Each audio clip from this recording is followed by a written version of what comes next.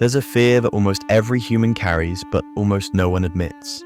It's not the fear of failure, not the fear of embarrassment, not even the fear of rejection. Those fears are visible, they have names, they're easy to point to, easy to explain, but there's another fear, a quieter, heavier, deeper fear, one that lives in the background of your everyday interactions, shaping how close you let people get, shaping what you reveal, shaping the distance you maintain. It's the fear that if people truly knew you, the real you, they might not stay. This fear doesn't shout, it whispers. It whispers when you want to open up, but you hesitate. It whispers when someone asks how you really feel, but you say, I'm fine. It whispers when you want connection, but fear the cost of vulnerability. It whispers when someone compliments you, and you immediately deflect. It whispers in the moment you pull away from people who get too close. It whispers at night when you replay the version of yourself you showed the world, wondering why it didn't feel like the whole truth. Almost everyone fears being known, deeply, completely, authentically. Some hide it with humor, some hide it behind silence, some hide it behind confidence, some hide it behind being the strong one. Some hide it behind perfectionism, some hide it behind busyness, some hide it behind emotional walls. But beneath all these masks is the same worry. If they see everything about me, will they still want me? This fear doesn't start in adulthood, it starts early. Not because childhood is weak, but because childhood is where identity is formed, where emotional safety is shaped, where you learn which parts of you are okay and which ones are not. If your early experiences taught you that vulnerability leads to misunderstanding, shame, punishment, ridicule, neglect, or abandonment, then you learned, even before you were conscious of it, that the real you is something to hide. Maybe you were the child who was always told to stop crying because you were too sensitive. Maybe you were teased for caring too much, thinking too deeply, speaking too honestly. Maybe you were punished for showing anger or labeled dramatic for showing sadness. Maybe you learned early that sharing your emotions made life more complicated for the adults around you. Maybe your parents didn't know how to handle feelings, theirs or yours, so they taught you, indirectly, that your inner world was a burden. Children don't analyze their environment, they absorb it. If the environment doesn't welcome their authentic self, they don't push harder, they adapt. They build a safer identity, one that is less emotional, less expressive, less demanding, less complicated, less honest. And this adaptation becomes personality. The mask becomes the self, not because it's who you are, but because it's who you felt safest being. As you grew older, the mask became more complex. You learned to show only the parts of yourself that seemed acceptable to others, the parts that wouldn't cause conflict, the parts that wouldn't be judged, the parts that earned approval, the parts that minimized risk, the parts that kept people comfortable, the parts that protected you from disappointment. Every time someone misunderstood your real feelings, the fear grew. Every time someone dismissed your truth, the fear grew. Every time someone reacted badly to your vulnerability, the fear grew. Every time someone left after seeing a deeper part of you, the fear grew. Every time you opened up and regretted it, the fear grew. Soon, the fear wasn't a moment. It was a habit, a reflex, a belief system, a quiet rule that said, show only what's safe. And what is safe? The parts of you that are easy for others to handle, the parts that make you likable but not complicated, the parts that make you helpful but not needy, the parts that make you strong but not vulnerable, the parts that make you agreeable but not intense, the parts that make you polite but not authentic. You also fear being known because you fear your flaws being exposed, not surface flaws, not the ones you joke about, but the deeper flaws you suspect you have, the insecurities you hide, the past mistakes you carry, the wounds you pretend don't hurt anymore, the patterns you don't know how to break, the emotional needs you've been told are too much, the dreams you quietly hold but are afraid to speak, the parts of yourself you're still learning to accept. When you don't accept every part of yourself, you assume others won't either. So you hide not just from them, but from your own reflection. This fear of being known shows up in relationships in predictable ways. You crave intimacy, but when intimacy appears, you panic. You fear abandonment, but you push people away before they can leave. You want to be understood, but you avoid deep conversations. You want connection, but you choose distance. You want someone to see you, but you never let them. This contradiction is painful. You long for closeness but fear it at the same time. Psychologists call this fearful avoidant attachment. You desire connection genuinely, but closeness feels unsafe because closeness exposes the real you. And because the real you feels risky, you unconsciously sabotage intimacy. You ghost, you overthink, you withdraw, you keep things shallow, you pretend you don't care as much as you do.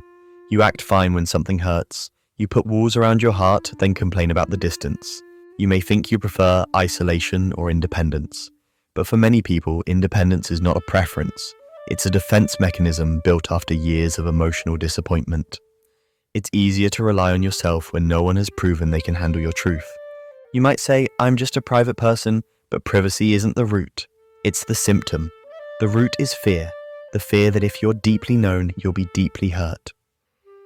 Another reason people fear being known is because they've been misunderstood too many times.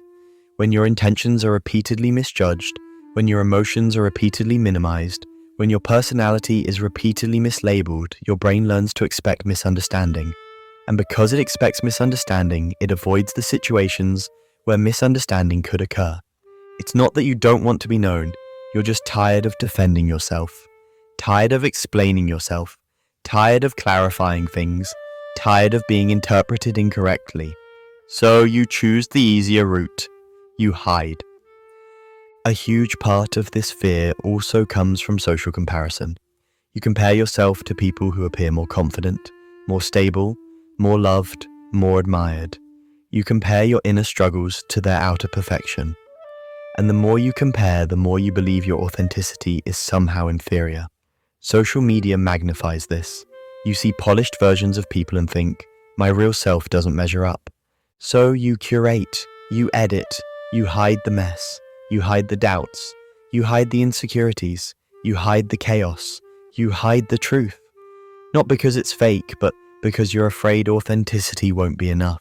This leads to masking, pretending to be someone who is easier to love. You become a people pleaser. You become the strong one.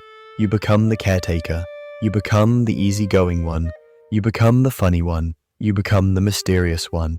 You become the calm one. You become anything except the raw, unfiltered version of you. Masking is emotionally exhausting. You act like you're fine when you're overwhelmed. You act confident when you're insecure. You act uninterested when you care deeply. You act detached because attachment feels dangerous. You act strong because weakness feels disastrous. You act independent because dependence feels shameful. You act unbothered because vulnerability feels risky. The mask keeps you safe, but it also keeps you lonely. No one truly knows you. They know the version you allow them to see. You end up surrounded by people, yet feel completely alone. You get attention, but not connection. You get admiration, but not understanding. You get company, but not closeness. You get affection, but not intimacy. You get relationships, but not home. This loneliness is not from lack of people, it's from lack of authenticity. To be seen, but unseen at the same time, is one of the heaviest emotional burdens a person can carry. Another layer of this fear comes from the belief that if you reveal your real self, you might disappoint people.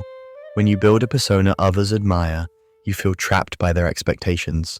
You fear that if you show the messy, unfiltered version, the admiration will disappear. You feel responsible for maintaining the image people have of you.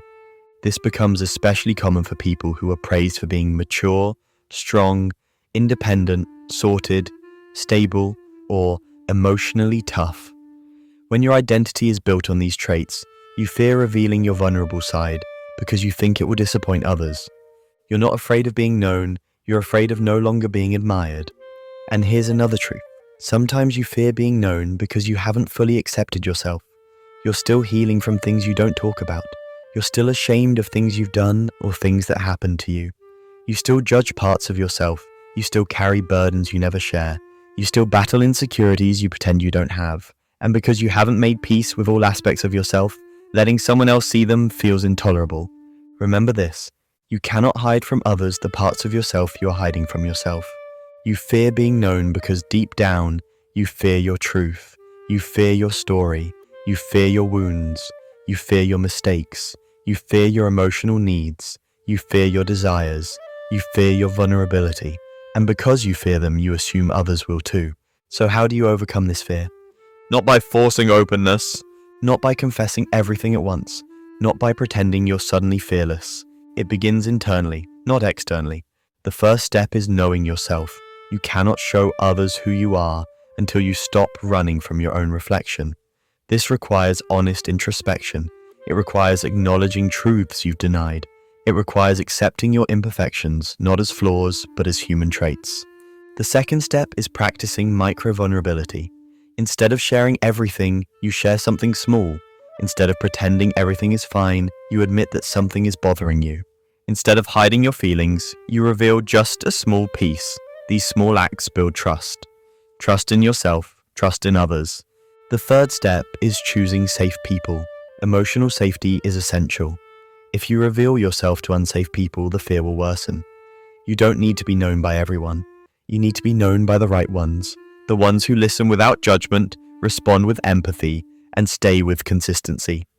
The fourth step is understanding that being known is not about perfection. It's about connection. People don't love flawless people. They love real people. People they can relate to.